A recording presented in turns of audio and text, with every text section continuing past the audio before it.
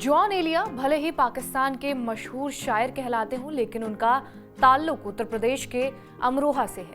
अमरोहा में ही उनका परिवार रहता था, जो बंटवारे के बाद पाकिस्तान चला गया था। लेकिन अमरोहा से जॉन एलिया का ताल्लुक अभी भी है, वहां अभी भी उनका घर है। जॉन एलिया की कहानी क्या है, अमरोहा से उनका कनेक्शन कैसा है, हमारे संवाददाता ने जॉन एलिया के करीबियों से अमरोहा में बातचीत की है, जहां हमें कमाल के किस्से सुनने को मिलते हैं। आइए आपको भी ये किस्से सुनाते हैं। मेरे साथ इस वक्त जॉन एलिया साहब के जो भतीजे हैं वो मौजूद हैं। उनसे बात करते हैं आखिरकार जॉन एलिया साहब किस तरीके के व्यक्ति थे, कैसा उनका व्यवहार था और किन शायरी से वो प्रसिद्ध हुए।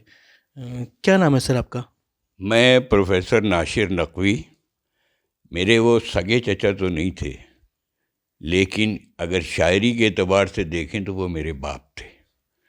हमारी नस्ल ने जॉन एलिया से ही सीखा, ज़बान भी उनसे सीखी, तहज़ीब भी उनसे सीखी, अदब भी उनसे सीखा, और आज जो कुछ हम लोग हैं, ख़ास तौर से अमरोहा का जो अदब है वो जॉन एलिया की सरपरस्ती में परवान चढ़ा है हमारी इस सती में। तो हमें नाज़ है जॉन एलिया पर भी, जॉन एलिया के ख़िदमात पर भी, उनके अदबी कामों पर भी, और इस पर भी कि वो हमारे अमरोहा के सपूत थे। उनकी विलादत, देखिए इंसानी ज़िंदगी में पैदाइश और मौत होती है, लेकिन कुछ लोग वो होते हैं जो मरने से महफूज हो जाते हैं। जॉन एलिया एक ऐसा साहित्य रच के चले गए, ऐसा अदब क्रिएट करके चले गए कि वो जब तक अदब ज़िंदा है जॉन एलिया ज़िंदा है। इसलिए कि जॉन एलिया ने जिस तरह की शायरी की है वो भावनाओं की शायरी है, वो एहसासात की शायरी है, सेंटिमेंट्स की शायरी है। वो इश्क जो महबूब और एक आशिक का होता है, ये वो इश्क नहीं है। जॉन एलिया का इश्क इस तरह का है कि हम अपने पैरों पे किस तरह खड़े हो सकते हैं।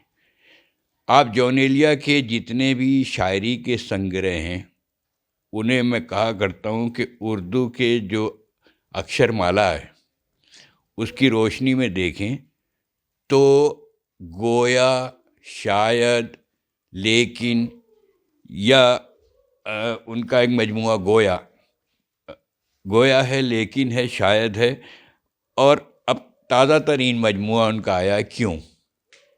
इन सब में अगर आप शब्द को देखें तो 4 अक्षरों पर वो शब्द खड़ा हुआ है। तो 4 वो पिलर होते हैं ज़िंदगी के खड़े होने के लिए। और इसमें अगर आप उनकी शायरी के नामों को देखें तो शायद पहला मजमूआ, उनका पहला संग्रह शायद जो है, तो शायद एक सवाल छोड़ता है, बात ख़त्म नहीं होती कि अभी कुछ और है। उसके बाद आप देखिए लेकिन भी एक नेक्स्ट सवाल छोड़ता है कि अभी कुछ है।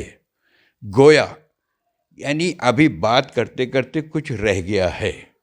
इसी तरह उनका चौथा जो अभी मजमूआ आया है वो है क्यों, तो वो भी एक प्रश्न छोड़ता है। तो उनकी शायरी आज के जवानों की जो सेंटिमेंट्स हैं उससे जुड़ी हुई है, और ये शायरी वो है कि जिसे हम उर्दू की शायरी नहीं कहते, ये हिंदुस्तानी शायरी है। शायरी को और एहसास को भाषाओं में नहीं बांटा जा सकता। वही हिंदी है, वही उर्दू है, वही हिंदुस्तानी है। तो जो हिंदुस्तानियत है वो जॉन के कलाम में है। वो कहते हैं क्या मैं तुमको याद नहीं हूँ गंगा जी और जमुना जी। अब सरहद पार जॉन पाकिस्तान चले गए, वो हालात और हैं, लेकिन उन्होंने न कभी अमरोहा को फरामोश किया, न उन्होंने हिंदुस्तान को फरामोश किया। वो धरती से जुड़ा हुआ शायर है। और आज भी अमरोहा क्योंकि विकास हुआ तो सड़कें बढ़ीं, विकास होता चला जा रहा है, तो नदियाँ भी सूख गईं, लेकिन जॉन एलिया ने अमरोहा की जिस नदी को, बांध को अपनी शायरी में सिंबल बनाया, वो चाहे अब छोटी सी रह गई हो लेकिन उसका बहाव तो है। تو وہ ندی کوئی پانی کی ندی نہیں ہے بلکہ ایک بہاؤ کی ندی ہے. تو جان نے امروہہ کی بھاشا کو، امروہہ کی زبان کو اپنی شاعری میں ڈھالا اور نوجوانوں کے سینٹیمنٹس کو انہوں نے پیش کیا. اس لیے آج جان ایلیا ہمارے بیچ میں، انہیں گئے ہوئے اب 22 برس ہو گئے، لیکن وہ آج بھی زندہ ہیں اور ہمیشہ زندہ رہیں گے. ظاہر ہے کہ وہ جس خاندان سے تعلق رکھتے ہیں اس خاندان میں کمال امروہی جیسا فلم ڈائریکٹر، ایسا ڈائریکٹر کہ جس نے ہندوستانی فلموں کو نئے شبد دیے، جنہوں نے ہندوستانی فلم کو پہلی سسپینس فلم دی اور پھر پاکیزہ تک ان کا سفر اور رضیہ سلطان تک سفر. ان کے بھائی، سگے بڑے بھائی رئیس امروہی، جنہوں نے پاکستان بننے سے کے پہلے دن سے اور اپنی آخری سانس تک روز ایک قطعہ کہہ کر ایک اتہاس بنا دیا. تیسرے بھائی ان کے محمد تقی صاحب، جو بہت بڑے فلاسفر تھے، اور خود جان ایلیا. اور پھر جان ایلیا کے فادر علامہ شفیق الحسن بہت بڑی ہستی تھے. تو امروہہ اور جان ایلیا ایک سکے کے دو رخ ہیں، اور امروہہ کی شاعری کے رخ ہیں. تو میں آپ کے چینل کے ذریعے جان ایلیا کو شردھانجلی پیش کرتا ہوں. شردھانجلی اس لیے کہ ان کا شریر اب ہمارے سامنے نہیں ہے، لیکن ان کی روح بھی امروہہ میں ہے، ان کی شاعری اس وقت دماغوں میں ہے اور وہ ہمیشہ جاری رہے گی. کیونکہ جان ایلیا نے جس طرح کی شاعری کی ہے، وہ کہتے ہیں کہ ہم رہے پر نہیں رہے آباد، یاد کے گھر نہیں رہے آباد، کتنی آنکھیں ہوئیں ہلاک نظر، کتنے منظر نہیں رہے آباد، شہر دل میں ان میں اکثر نہیں رہے آباد. تو جان ایلیا نے جس طرح کی شاعری کی ہے، خاموشی کہہ رہی ہے کان میں کیا، آ رہا ہے میرے گمان میں کیا.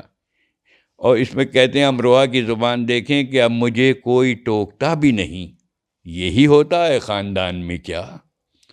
تو یہ زبان، یوں جو تکتا ہے آسمان کو تو، کوئی رہتا ہے آسمان میں کیا. یہ وہ بھاشا ہے، یہ وہ زبان ہے کہ جسے ہم کسی ایک بھاشا کے ساہتیہ تک سیمت نہیں کر سکتے. تو وہ انلیمیٹڈ شاعر ہے، وہ ایک ہمارے عہد کا بہت بڑا شاعر ہے. میں یہ کہتا ہوں کہ غالب، میر کے بعد غالب، اور غالب کے بعد ہمارے اس زمانے تک آتے آتے اگر ہم دیکھیں اقبال، تو اور اس کے بعد کی جو ہماری 21ویں صدی کی نسل شروع ہوتی ہے، وہ جان ایلیا کو سلام کر کے شروع ہوتی ہے، اور جان ایلیا کی سرپرستی میں آج کی شاعری ہو رہی ہے.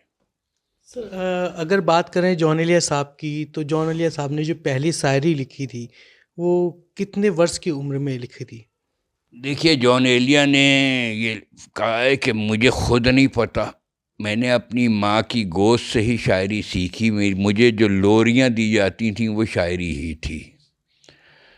تو ان کا کچھ اس طرح کا شعر ہے کہ پیار میں ان کے تماچے کھائے ہیں، دیکھ لو سرخی میرے رخسار کی. یہ ان کا پہلا شعر ہے. تو خوبصورت وہ ہمیشہ رہے اور پیدائشی شاعر تھے. ہم یہ، کیونکہ ریسرچ کے موضوع ٹاپکس ہوتے ہیں کہ کب شاعری کی اور کیسی شاعری کی. جان تو پیدا ہی شاعر، یا ان کی ماں کی گود جو تھی وہ بھی شاعری تھی.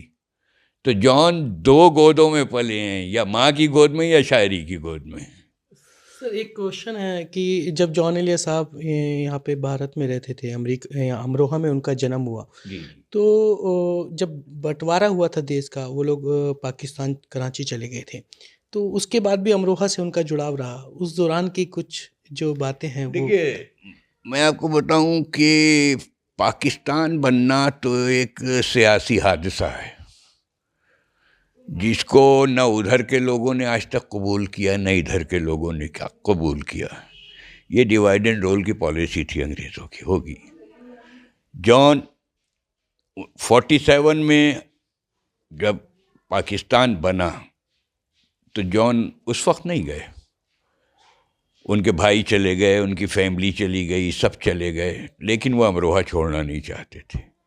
وہ مجبور ہو کے 66 کے قریب گئے ہیں. وہ بہت بات کو گئے, لیکن وہ رہے وہاں, اور ان کی یادیں, ان کی تڑپ, اور جب کسی مشاعرے میں گئے تو وہ یہی, بھائی میرے امروہے کی زبان یہ ہے, میرا امروہہ یہ ہے. وہ امروہہ کو کوئی ایک شہر نہیں سمجھتے تھے, بلکہ کوئی سب کانٹیننٹ سمجھتے تھے. تو وہ, اور جب وہ پاکستان سے امروہہ آئے ہیں, پہلے تو شاید وہ 90s میں جب آئے تو ٹرین سے اترتے ہی پاگل پن کی طرح سے ایک دم امروہہ کے پلیٹ فارم پہ آ کے پہلے تو دھرتی کو انہوں نے سجدہ کیا, پھر چوما, پھر یہاں کی مٹی بھی اپنے ہاتھوں میں لے کے اور اپنے منہ پہ لگائی. تو یہ جو ان کا دھرتی کے ساتھ جڑنا تھا, لگاؤ تھا, تڑپ تھی, وہ ایسا امروہی بہت کم دیکھنے کو ملتا ہے. انہوں نے جو امروہہ کو اپنے اندر بسایا تھا, اور وہ چلے گئے وہ پاکستان, ہمیں اس سے کوئی لینا دینا نہیں. لیکن آج بھی صرف امروہہ ہی نہیں بلکہ ہندوستان کا ہر نوجوان, ہر ساہتیہ پریمی, ہر کلچر کا پریمی, ہر سنسکرتی سے جڑا ہوا ہر انسان, وہ رشتہ دار ہو یا نہ ہو, کسی بھی ایج کا ہو, جان ایلیا کو یاد کرتا ہے, جان ایلیا کو یاد کرتا رہے گا, کیونکہ جان ایلیا ہماری صدی کا بہت بڑا شاعر ہے. تو دیکھا آپ نے سنا پروفیسر صاحب کو جو رشتے میں جان ایلیا صاحب کے بھتیجے لگتے ہیں, انہوں نے جان ایلیا صاحب کی پوری کہانی بتائی. بھلے ہی جان ایلیا صاحب پاکستان چلے گئے تھے, لیکن وہ آج بھی امروہہ کی جو اپنی جنم بھومی ہے اس کو نہیں بھولے تھے. وپن ورما, ٹی وی 9 بھارت ورش, امروہہ. جان ایلیا کی یادیں آج بھی سوشل میڈیا پر زندہ ہے. آج کی یووا پیڑھی ان کو چاہتی ہے, ان کے شعر کو پڑھتی ہے اور سمجھتی ہے. یہی کارن ہے کہ 14 دسمبر یعنی جان ایلیا کے جنم دن پر اکثر انہیں یاد کیا جاتا ہے. فی الحال اس ویڈیو میں اتنا ہی, پھر ملیں گے نئے ویڈیو کے ساتھ. شکریہ.